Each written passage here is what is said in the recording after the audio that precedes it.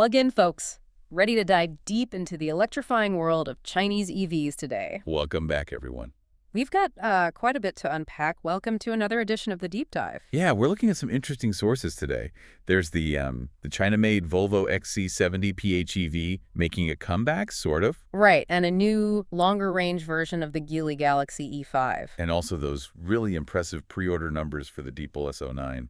Big figures there. Absolutely. So our mission, as always, is to sift through the details, pull out the key insights, and give you a clear view of what's happening on the ground. Let's jump in. Okay, first up, that Volvo XC70. A familiar name, but definitely with a new spin. It really is. Seeing the XC70 badge again, but on this, well, stylish plug-in hybrid crossover, it's interesting. And design-wise, yeah, it definitely borrows from the EX90. You can see the family resemblance for sure. Signals Volvo's direction, doesn't it? Totally. And it's not just a concept. They've applied for a sales license in China, which means, we get some juicy details early.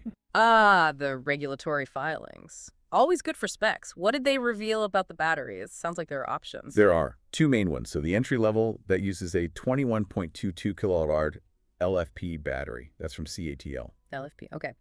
Lithium iron phosphate, known for being pretty stable, cost-effective. Exactly. Good points. That one gives a claimed electric range of 100 kilometers. That's CLTC standard. Right. The China light-duty test cycle. We always have to remember that one tends to be, shall we say, optimistic? A little bit, yeah. Yeah. Compared to real-world driving, maybe.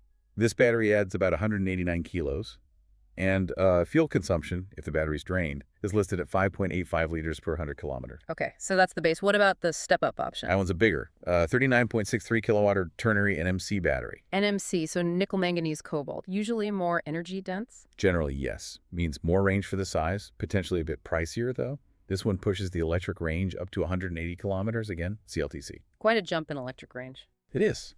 But it also adds weight, up to 243 kilograms for the battery pack itself. Yeah. And the fuel consumption with an empty battery inches up slightly to 6.55 liters per 100 kilometers. So a definite trade-off. More pure EV driving, but maybe slightly less efficient when the engine kicks in? That seems to be the balance they're striking. And speaking of the engine, what's under the hood? It's quite interesting, actually. It's a 1.5-liter turbocharged engine, the BHE15 BFZ, puts out 120 kilowatts, so about 161 horsepower. Okay. And who makes it? It's from Oribe, which, Okay. is now part of that Geely Renault Venture horsepower train.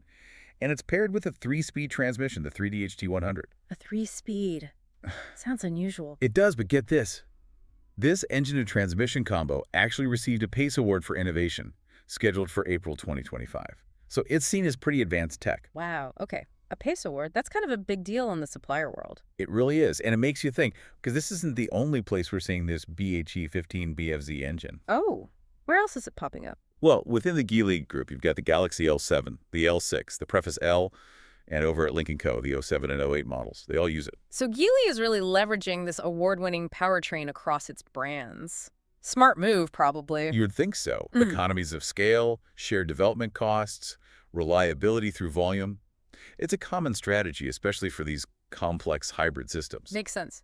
Okay, let's shift back to the outside, the design. Oh, it's definitely modern Volvo. The Thor's hammer lights, those signature vertical taillights. I had missed those. Right. And then you have the expected modern touches, like retractable door handles, frameless mirrors. The headlights are actually integrated down into the bumper. Interesting placement. And an active air intake for aero. Yeah, helps smooth out the airflow. Every bit helps with range and efficiency these days. How does it size up? You mentioned it looks like the EX90, but dimensions? It's pretty substantial. 815 millimeter long, 1890 wide, 1650 tall. The wheelbase is 2,895 millimeter. How does that compare to, say, a competitor like the BMW X3? Good question. It's actually longer, but a bit narrower and lower than the latest X3, the G45 generation. Okay, and things like track width, ground clearance. Any hints of the old XC70's ruggedness? The track width is 1,623 millimeter front and rear. Approach and departure angles are 18 and 21 degrees, so maybe some light trail capability, but it's clearly more road-focused than the original. Fair enough. Wheels. Options range from 19-inch, with a couple of tire choices, up to 20s and even 21-inch wheels. Big wheels. And curb weight. Depends on the battery, I guess. Yep. Ranges from about 2,110 kilograms up to 2,275 kilograms. That bigger NMC battery adds a fair bit. And you mentioned it's the first on a new platform. That's right, Volvo's new SMA platform. So this XC70 is kind of paving the way for future models built on this architecture. Top speed, by the way, is listed at 180 kilometers. So the goal seems clear. A PHEV tailored for China, giving enough electric range for daily use there. Pretty much. Volvo seems focused on what local Chinese customers want in a plug-in hybrid. Any word on if we'll see it elsewhere?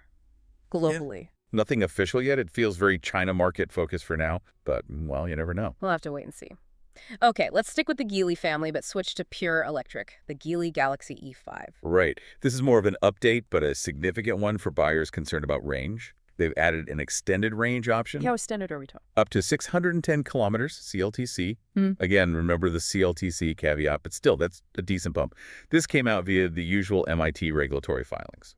So design-wise, is it different or just under the skin? Mostly under the skin. The look is basically the same as the existing E5 models. You know, slim LEDs, sculpted bumper, that optional closed grille with the dot matrix pattern. The full-width taillight bar? Still there. Silver trim, black logos if you want them, black window trim, panoramic roof, 18 or 19-inch wheels.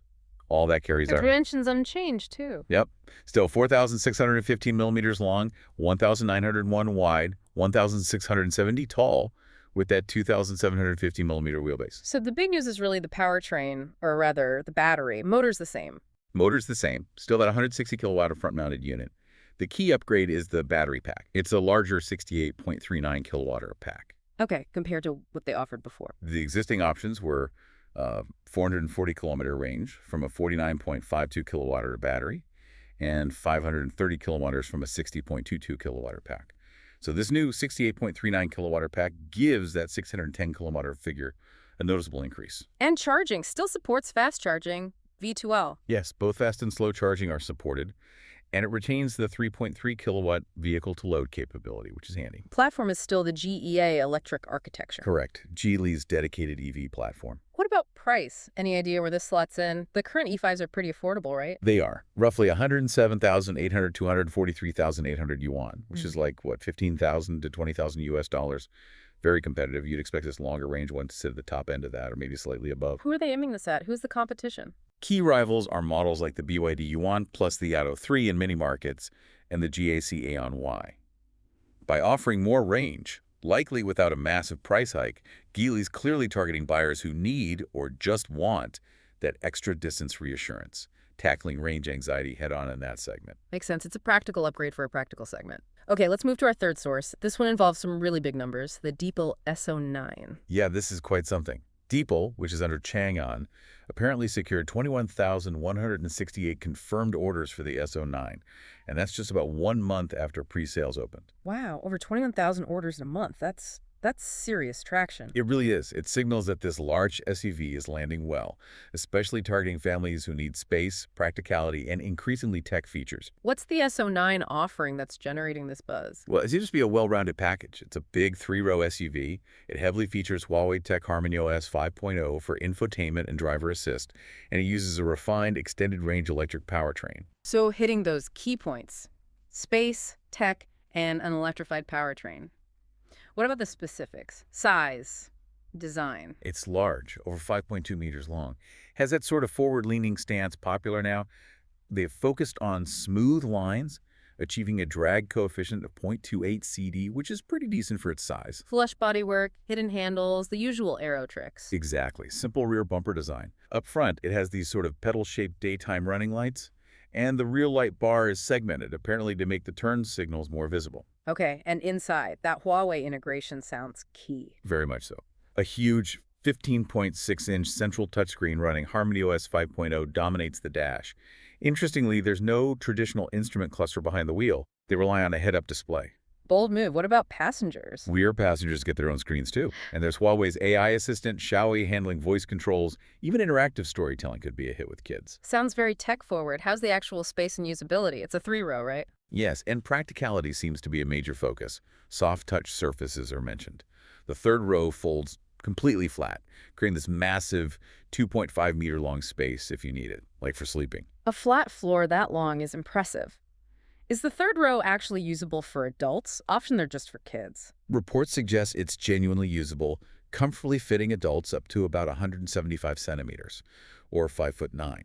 It even reclines quite a bit, 125 degrees, and has child-friendly storage back there. And luggage space with all seats up. That's the real test for a family hauler. Apparently, it can still swallow 6 carry-on suitcases, even with the third row occupied. That's quite practical. Very practical. Okay, how does it drive? Extended range electric, you said. Yeah, a dual motor setup delivering over 300 kilowatt total.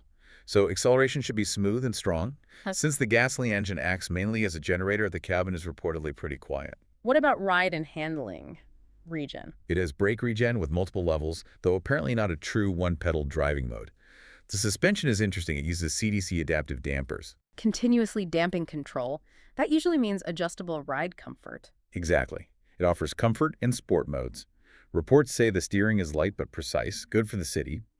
Generally quiet, though maybe some tire noise on rough roads at speed, which isn't uncommon. And the hallway driving assistance? How capable is it? Seems pretty competent on highways, handling things like automatic lane changes well.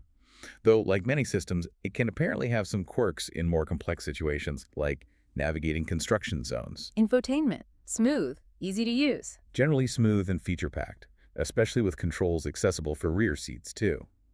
Some reviews mention the menu structure could perhaps be streamlined a bit, but that's often subjective. So the overall verdict seems to be strong on practicality, usable space, smooth ride, solid tech, and good value. That sums it up well. It seems less focused on outright luxury compared to, say, a Li L9 or Ido M9, and more on delivering a really functional, tech-savvy family vehicle. And those huge order numbers suggest that Focus is really resonating with Chinese buyers right now. Absolutely. It's a strong indicator of market demand. So looking across these three examples, the Volvo XC70 PHEV, adapting a familiar name for China with advanced hybrid tech, the Geely E5 boosting range for the mainstream EV buyer, and the Deepal S09 drawing massive interest with its family-focused tech and space, what's the big picture? Well, you see a few clear trends, don't you? Diverse powertrain strategies are still very much in play, advanced PHEVs, alongside rapidly evolving BEVs. Right, it's not all pure electric just yet. Not at all. And then there's the intense focus on what consumers actually need and want. Sufficient range, whether electric or combined, maximized interior space and versatility, especially for families. And integrated technology. The infotainment and driver assist systems are clearly huge selling points now. Definitely. It paints a picture of a market that's incredibly dynamic, highly competitive, and really responsive to consumer demands for practicality and smart features. These aren't just incremental updates. They show real adaptation. A fascinating snapshot of where things are heading. Indeed. Lots to keep watching. Okay, that's a wrap on this deep dive into China's fast-moving EV landscape. We really hope you found those insights illuminating. Thanks so much for joining us as we explored these developments. Yeah, thanks for tuning in. Be sure to subscribe so you don't miss our future deep dives into automotive tech and more. And we hope you'll come back for the next one. See you then.